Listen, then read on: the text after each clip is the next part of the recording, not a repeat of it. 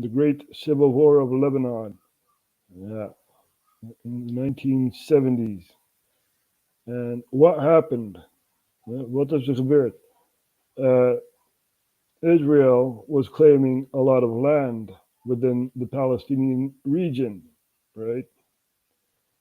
So a lot of Palestinians went to Lebanon, and they had their organizations called the PLO, terrorist organization. You know, Yasser Arafat was the leader of the PLO. Here he is, Yasser Arafat. And basically, he was in a proxy war, right? And we're going to try to explain what's going on. Dus hij zat dus in een proxyoorlog. En ja, het is best wel een moeilijke situatie. Kijk, de Palestijnen zijn in Libanon toegegaan. Ja, de mensen die dus weg moesten van hun land, zijn naar Libanon toegegaan. En Libanon zat ineens met heel veel Palestijnen. Lebanon had many Palestinians. And Lebanon was like, hey, wait a minute, we got so many Palestinians. What are we going to do with these people? You know, are we going to give them citizenship? Worden ze burger? Of blijven ze in de tentenkampen en zo? Dat is een heel groot probleem voor Libanon. Ja. En de Palestijnen gingen zich dus mengen in Libanon. Ja. En die hebben ook mensen gedood, ontvoerd en zoiets, zodat de Libanese regering in actie kwam tegen Israël. En zo is dat min of meer allemaal ontstaan.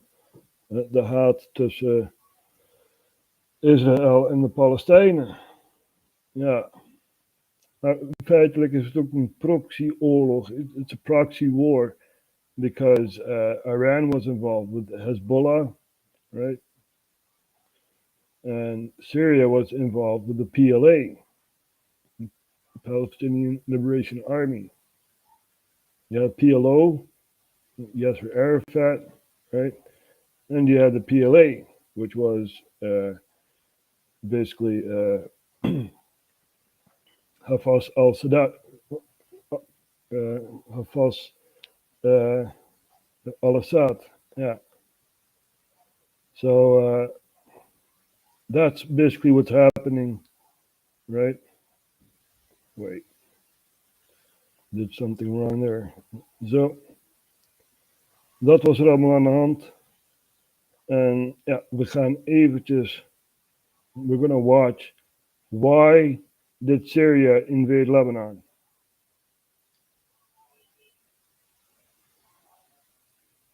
The Lebanese Civil War would pit the various sectarian communities of Lebanon against each other, fighting over the character of their nation and its place in the wider region. It involved refugees from other regional conflicts, the machinations of superpowers and of regional powers. Over a 15-year period, between 100 and 150,000 people would die, and the Middle East would be transformed. The conflict was born out of how to deal with the Palestinian refugees living in Lebanon. The Lebanese government had not naturalized the Palestinians, thereby cutting them out of full participation within Lebanese society. Palestinians in exile formed terrorist groups such as the Palestine Liberation Organization, whose charter called for the unequivocal eradication of Israel. These organizations would infiltrate the Jewish state to commit acts of terrorism, almost exclusively targeting civilians. These groups made their homes among the Palestinian refugee communities of the region and would plot their attacks from within their confines. Every time Israelis were attacked by these groups, the IDF would retaliate against Palestinian terrorists. Unfortunately, because they made their homes amongst Palestinian civilians, it was impossible to retaliate against the terrorists without also hitting bystanders. The Syrian government and the PLO both knew this, and developed a strategy to exploit it. Attack Israeli civilians and force them to retaliate, and when they do, cry foul that the attack was disproportionate and accuse them of orchestrating a Holocaust against the Palestinians. The Arab states and the PLO intentionally put the lives of innocent Palestinians in danger for the sake of tarnishing Israel's reputation abroad. Hafez al-Assad saw no reason to be obliging towards the victors. Israel's salient stretching towards Damascus might prove difficult to defend if full-scale hostilities broke out again, and would require Israel to maintain a degree of mobilization that puts its economy under strain. He began a low-level war of attrition, using artillery duels and snipers. This was a war which he could always escalate when he chose, causing a corresponding increase in Israeli casualties on the Golan. He also rejected face-to-face meetings with the Israelis and refused to provide a list of Israeli prisoners of war. This was a very different approach from that of Anwar Sadat, his Egyptian counterpart, who quickly agreed to an exchange of prisoners and positively relished ceremonies in which Egyptian and Israeli officers met face-to-face and saluted each other. It was a sign of the rift that was developing between the two leaders. Now, what happened to Sadat, right? The Egyptian leader. Sadat.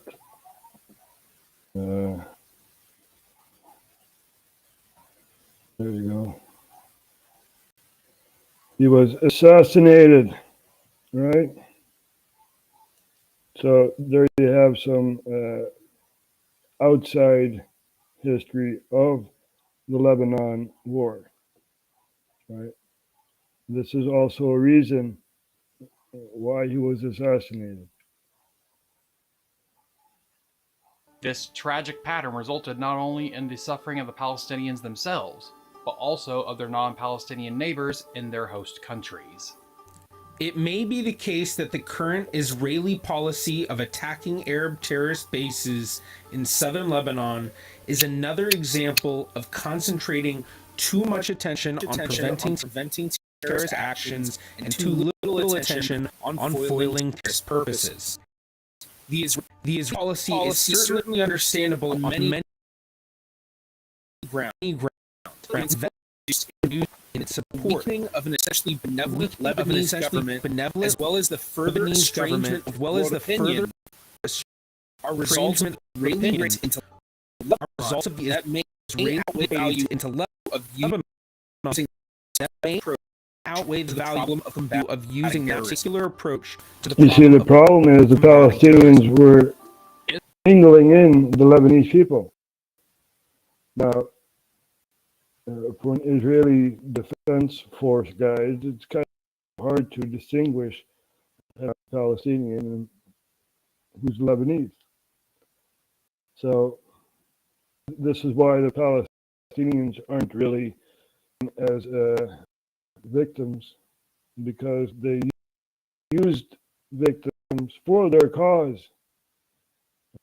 Their land was stolen.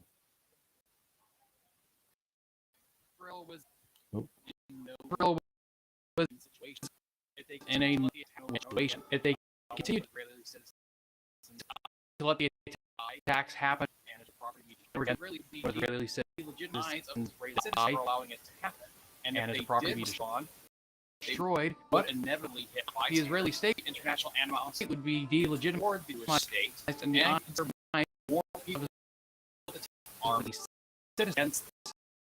These issues were exacerbated by the impact of Lebanon. And if Muslims were supportive of the Palestinian refugees and the PLO, they would all Christians didn't share their for Israel and resented the Palestinians not only threatening the demographic balances the state was built upon, but also for inviting Israeli Muslims to begin building up their own militias separate from the Lebanese military in order to communities. So when fighting broke out in April 1975, one was prepared. These issues funding for the civil war came from many sources. Both Palestinians and diaspora communities who sent remittances back Muslims were supportive of their homelands, Palestinian refugees generally donated to various organizations disguising themselves didn't share their antipathy for in the West, Israel, and resentment for knowledge. It was bigger than threatening the demographic government and balances the economic state was built upon and also building up their own militias separate from the Lebanese communities. Someone fighting something went wrong there. Out in April 1975.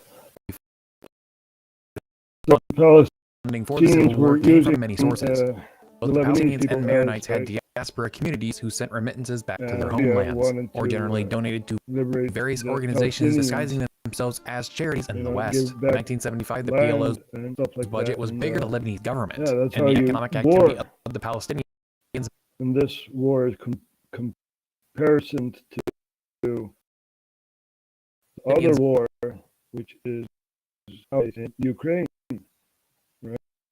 It's also doorstep, so it's a comparison. Right?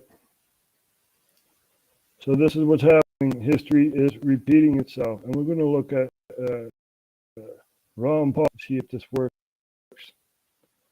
Who's going to tell us Hamas was created?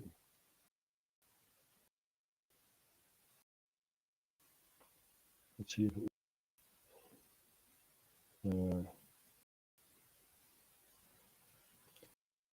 Basically, it was a step made Hamas to distract others from going to the PLO, to Arafat.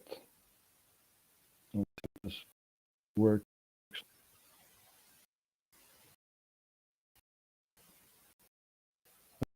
I hope so.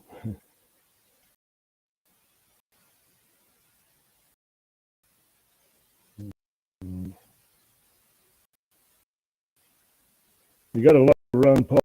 So Ron Paul is accurate on his history and on his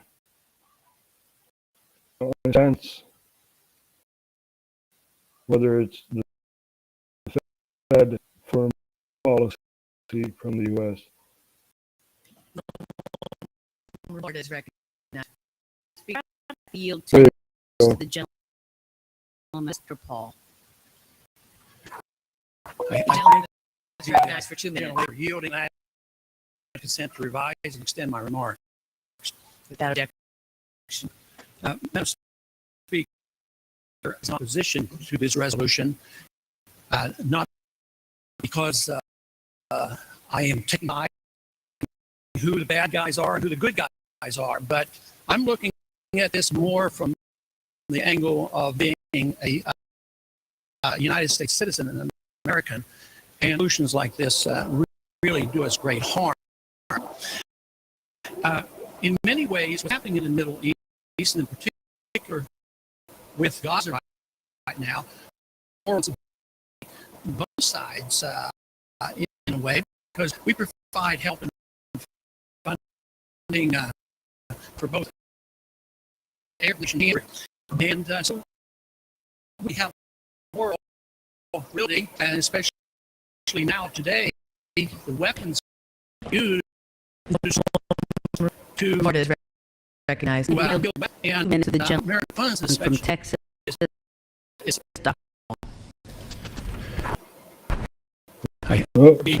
used but there's people out there which I think to revise is some things Without objection. there's speaker act opposite to this areas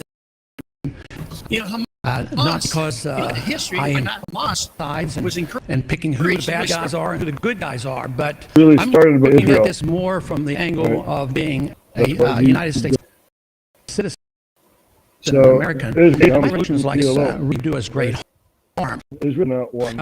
In many the ways, civil what's war happening in the after- Middle East, and in particular with Gaza right now, you know, we have some moral they made another responsibility organization, for right? both And sides they- in they a way, say because we we wanna provide give you help and democracy. funding for both Arab And so nations they made and Hamas, Israel.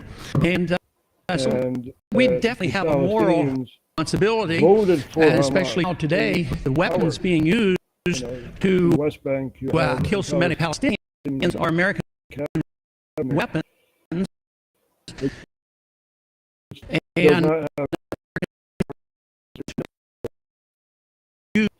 very for this. complex situation. But there's a The which I think Lebanese is something that we fail to look still at because having too often there's the so much after effects. blowback from our intervention And, in uh, areas yeah. being weird and complex Hamas. situation. If you look at it, you'll find out You have the belligerent Hamas was encouraged You have the Lebanese Front, Army of Lebanon, and the Israeli Army.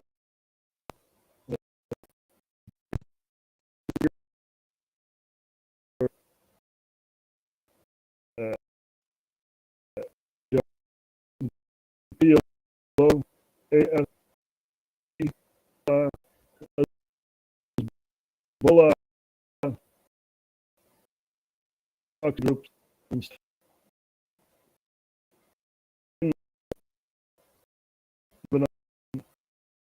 war.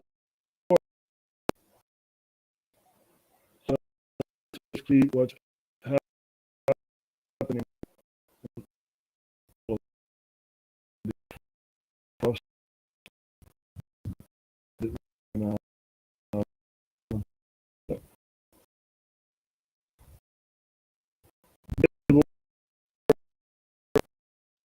In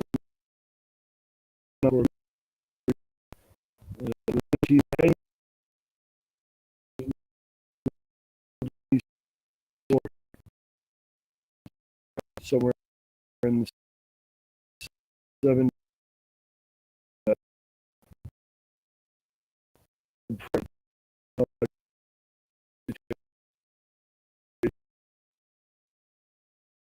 there's also the goal it's disputed and Israel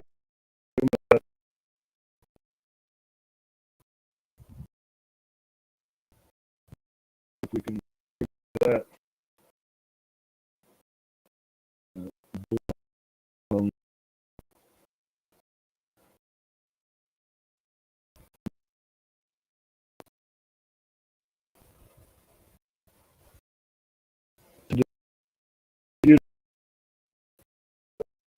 The nations has their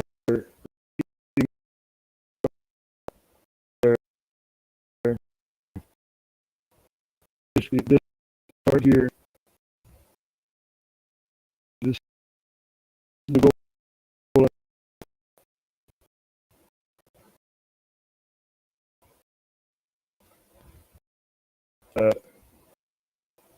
Yeah, it's the territory. You have the nations. This is for right. There at the border during the war in Syria. It happened in 2011. Well, given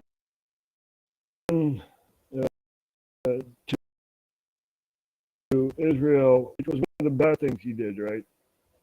Because it's disputed territory.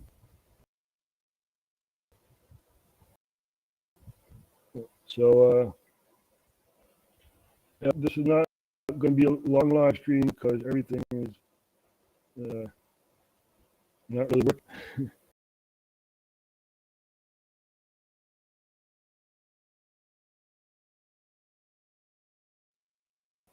What happened in itself, and it's also the reason why I got back at. Dus, ja mensen, weer over oorlog in Libanon gehad, de PLO, DLA en al die andere proxies die meestrijden. Want dat was het ook een stille oorlog. Twee landen van elkaar, Israël en Iran. Ja. Dus ja,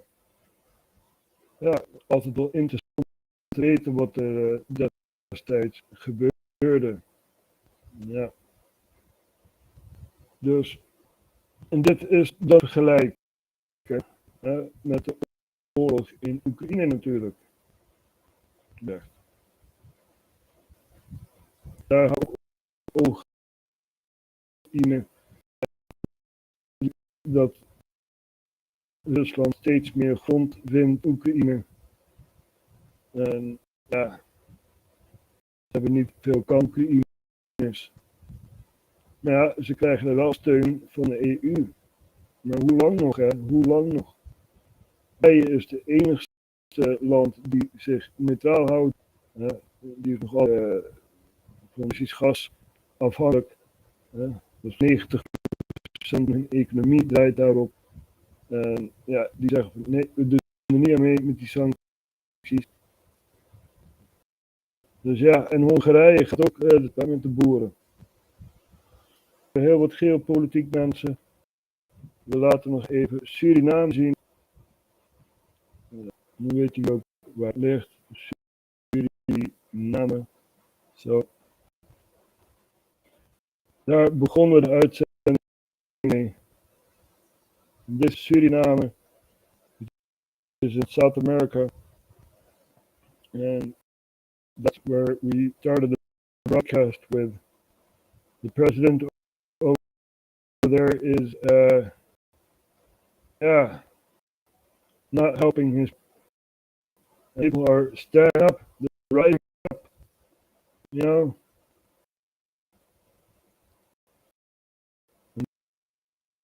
So that's what we got to do with these people, because we have, they don't, they think power because they have the military and the cops and whatever else. They have the law. They don't have the court of public opinion. You see, and that's more important than any law, right?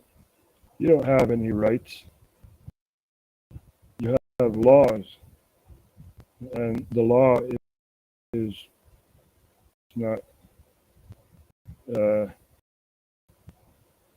in your best interest. So we got to fight this, you know. We got to say no.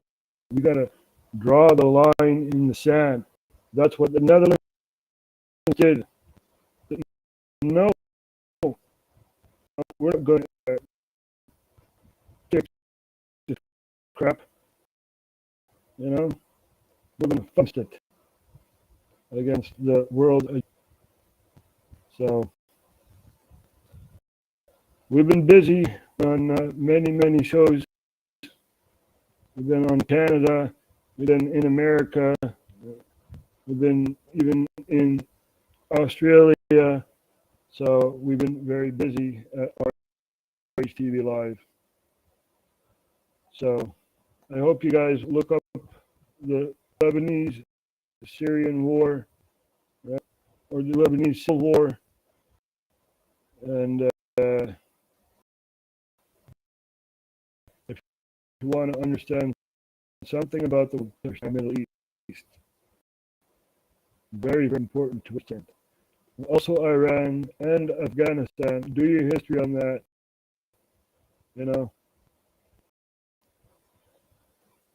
So we're going to go. It's very, very warm. 33 degrees Celsius. And I think I've said enough for now.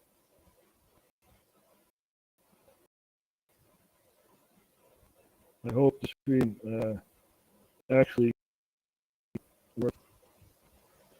Oh well.